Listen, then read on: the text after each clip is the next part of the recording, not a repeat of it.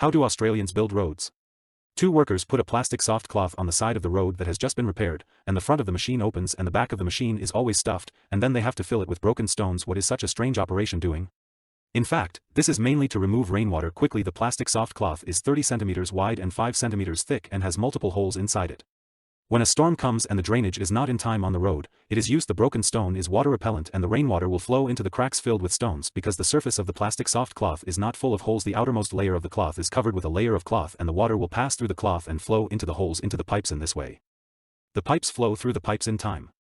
After the test, the more pipes there are in the plastic soft cloth, the more drainage there will be. It is worth mentioning that this kind of drainage facility can not only be installed on the road but also surround the house around the house. The installation process is very simple. You just need to dig a hole and fill it. In addition, it can also be used in the square, lawn and beach.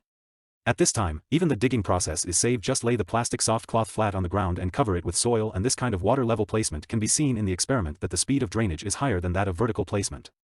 How about that? Isn't that amazing?